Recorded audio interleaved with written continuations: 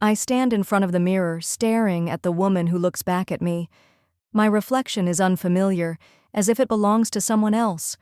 A woman trapped in a life that wasn't supposed to be hers. The woman in the mirror has lost her shine, her spark, replaced by exhaustion and defeat. My eyes, once full of hope, are now hollowed out, haunted by years of disappointment.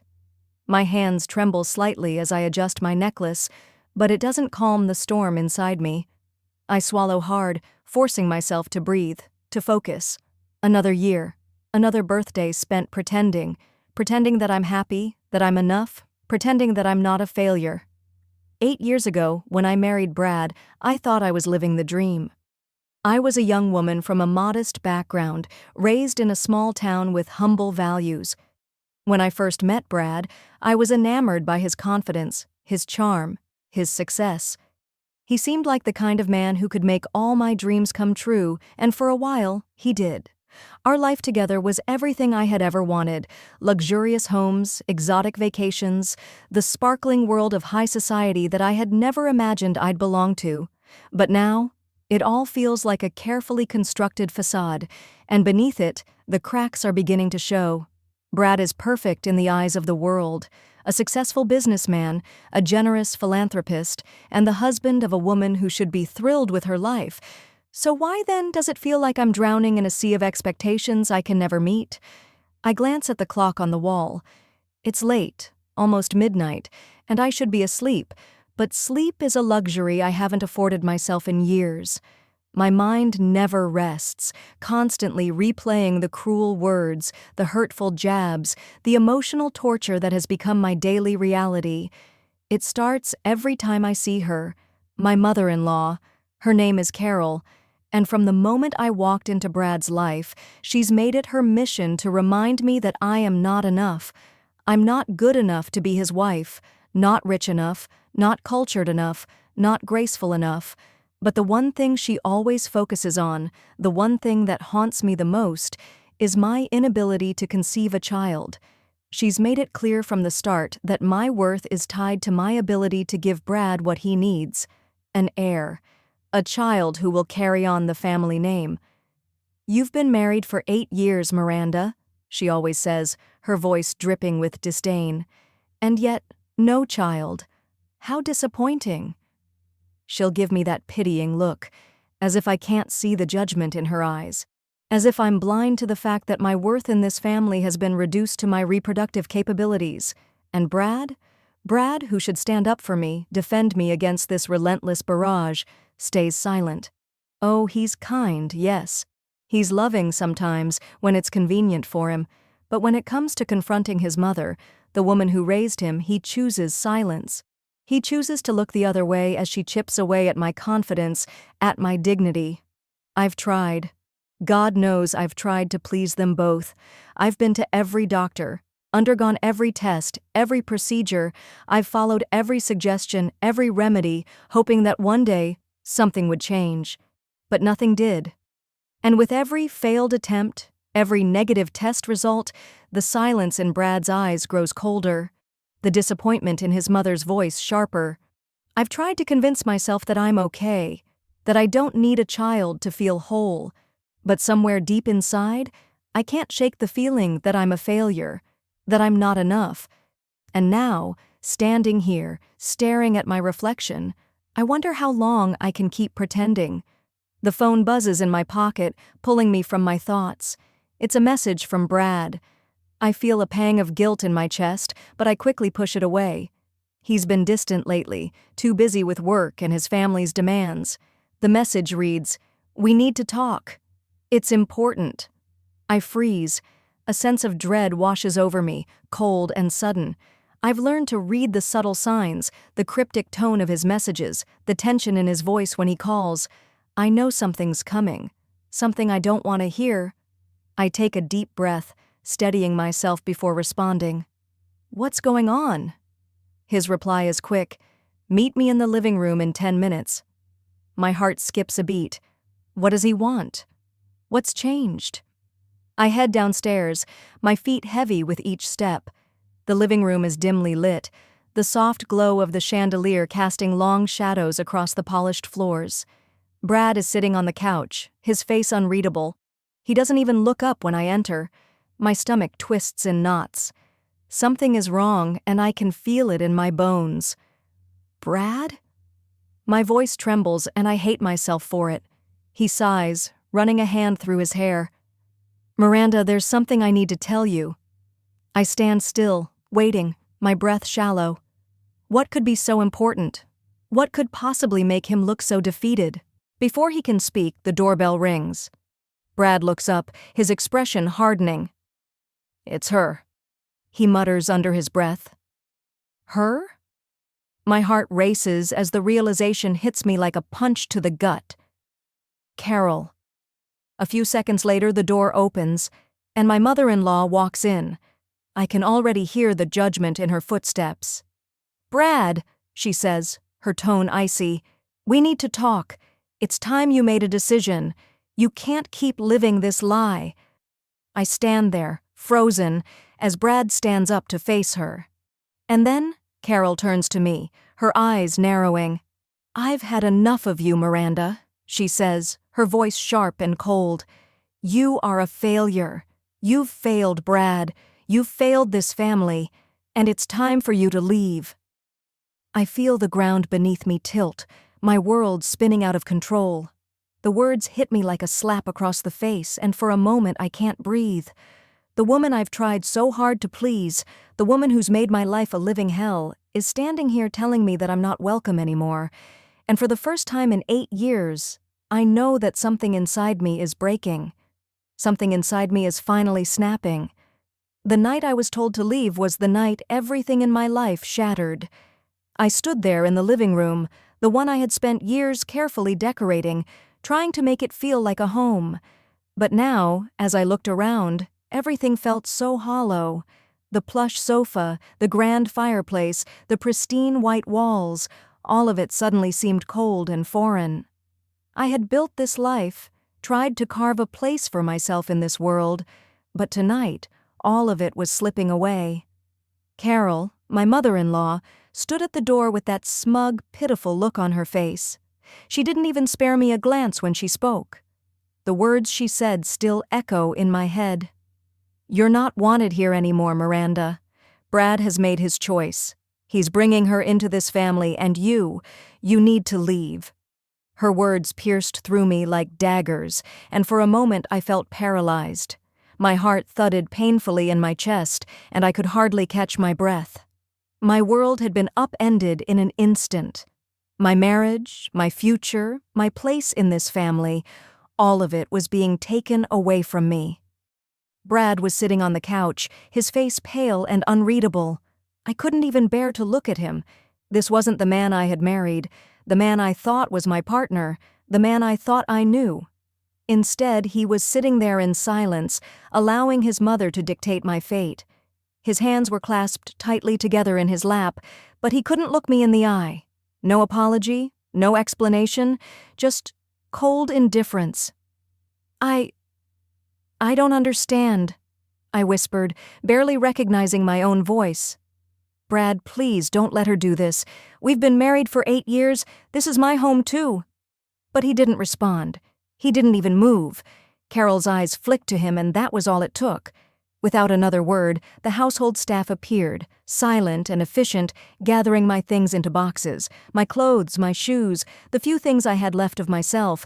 Everything was thrown into those boxes, with the same care you might show to an old chair that was no longer needed. My breath caught in my throat as they began packing up my things. I couldn't believe what was happening. It felt like a nightmare, but it was real. So real. Carol didn't say another word. She just stood there, watching as I was forced to leave the home I had built for us. No fight, no chance to defend myself, nothing. As the staff carted my belongings out of the door, I took one last look at the life I had been desperately trying to hold on to. And in that moment I realized, this life, this marriage, had never been mine. It had always belonged to them, to Brad and his family. And I had been nothing more than a placeholder in their carefully crafted world. But as the last of my things were taken out, Something inside me snapped, something I hadn't felt in years, a spark of rebellion, a fire that had been smoldering for so long, and now it was burning hot and bright. I turned to Brad, my heart pounding in my chest. "You've made your decision, haven't you?" I asked, my voice surprisingly steady. His eyes flickered for the briefest moment, and I saw it. The tiniest spark of guilt, a shadow of the man I had once loved. But it was gone almost as quickly as it had appeared. He nodded. "Yes," he said, his voice cold, almost emotionless. "I've made my choice. I can't keep pretending anymore. It's over." The words hit me like a ton of bricks. It was over. Just like that. 8 years of my life, thrown away in an instant. I didn't cry. I didn't scream. I simply turned and walked out the door, my back straight, my head held high. But inside, I was shattered. As I stepped into the cold night, the reality of what had just happened began to sink in. But I wasn't going to fall apart. Not this time. This wasn't the end of me. This was just the beginning.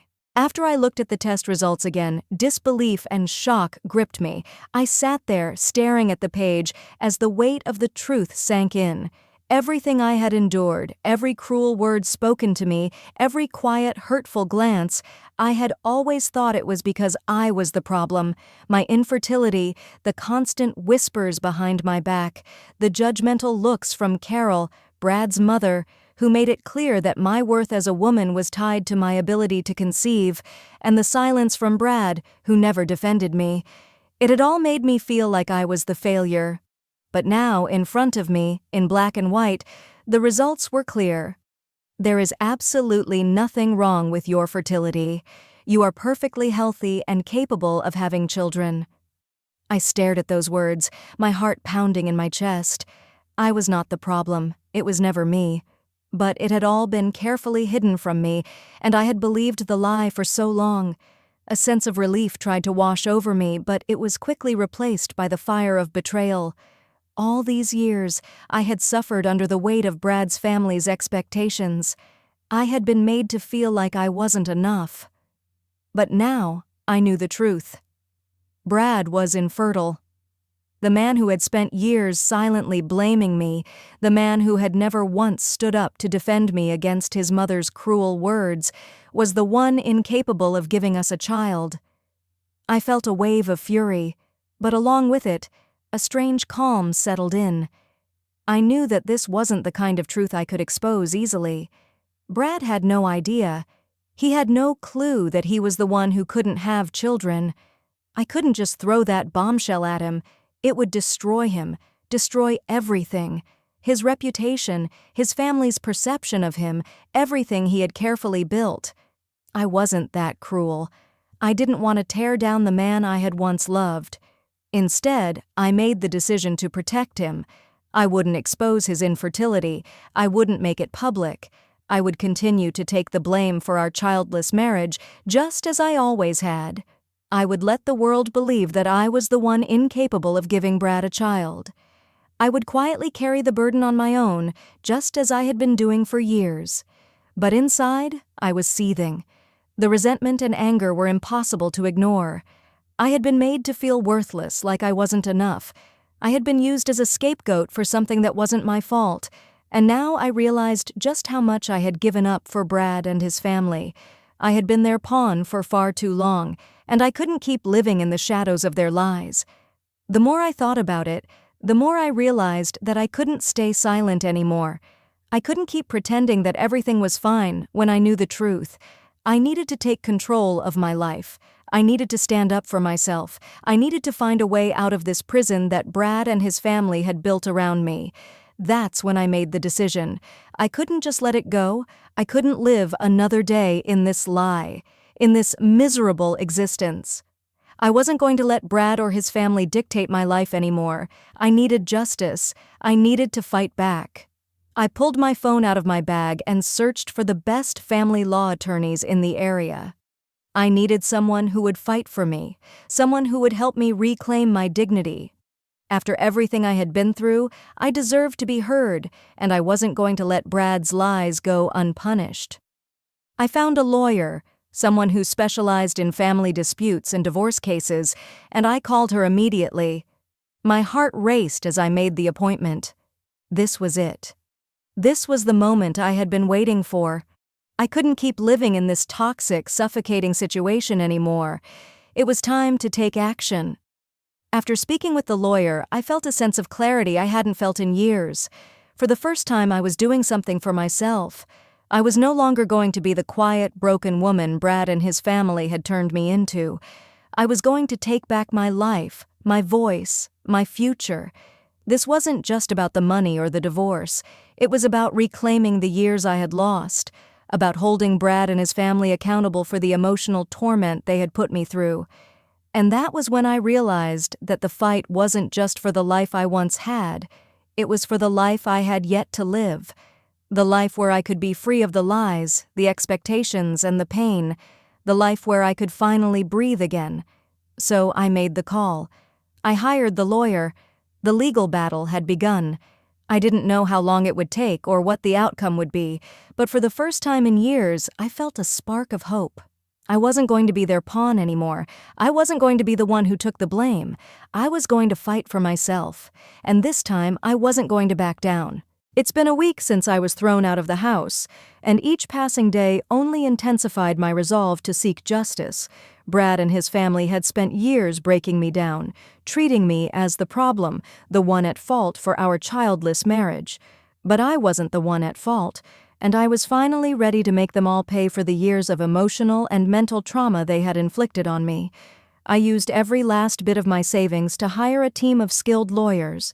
They assured me that this wouldn't be an easy road, but I didn't care. I was done being the quiet victim. I was done living in the shadows of Brad's lies and his family's expectations. It was time for them to face the consequences of their actions, and I would make sure that I would be compensated for the pain I had endured. As the legal battle unfolded, I started to feel a strange mix of relief and nervous anticipation. For the first time in years, I wasn't holding everything in. I was finally speaking up, demanding what was mine. And then, the revelations started coming to light. Brad, the man I had loved, the man I had sacrificed so much for, had fathered 5 children with other women during our marriage. Each child was a product of a different affair, and I had never known about them. For years, I had been living a lie, made to feel like the only one at fault for our inability to have a child. The worst part? Brad hadn't just been unfaithful. None of those children were his. They were the result of his lover's affairs with other men. Not a single one of them had his blood running through their veins. I thought that was the worst of it, but the true shock came when the paternity tests were revealed in court. Brad's lover, the one who was carrying the child that Brad had claimed as his own, wasn't carrying his child at all. The baby was the result of an affair she had had with someone else. And the worst part? Brad had no idea. I had suspected that there was something off about the situation, but never did I imagine the layers of deceit Brad had been living with. The man who had blamed me for everything was now sitting across from me in the courtroom, utterly blindsided by the truth. His entire world, the perfect facade he had so carefully constructed, was crumbling right in front of him. The moment the paternity test results were read aloud in the courtroom, Brad's face drained of color. He looked from the papers to his lawyer and then to me, unable to comprehend the words he had just heard. It was clear he was in shock. His lips parted, but no words came out. He had no idea.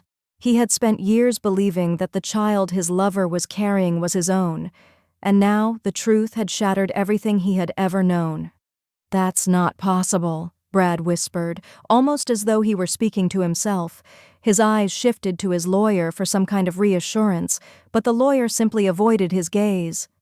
I've been with her. I've been with her for years. It's my child." But the documents didn't lie. The child wasn't his, and as Brad's disbelief morphed into a sickening realization, I could see the horror on his face.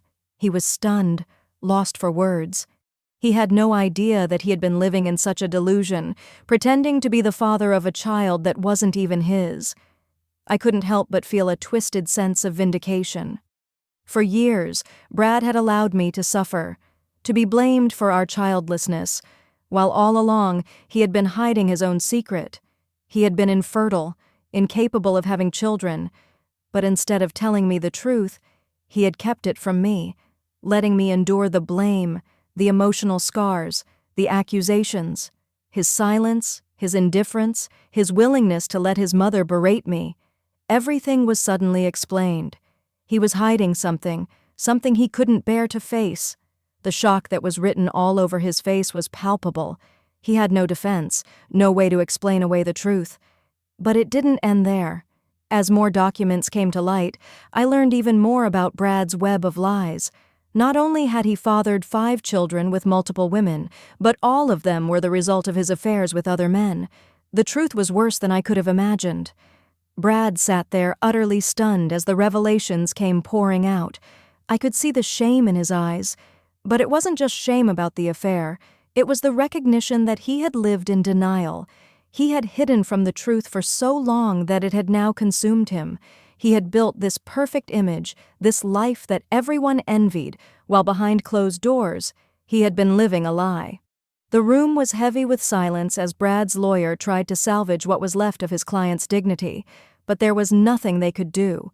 The truth had been exposed, and nothing could change that. Brad's perfect image was shattered, and his world was crumbling. In the midst of the chaos, I couldn't help but feel a sense of justice. I had suffered for so long, been made to feel like I was the one at fault. But now, the truth was finally coming to light. Brad's lies were no longer hidden. The world could see who he really was. The final revelation that hit Brad the hardest came when it was confirmed that he was infertile. The very thing he had kept from me, the secret that had driven me to the edge, had now been laid bare in front of everyone. Brad had no children of his own.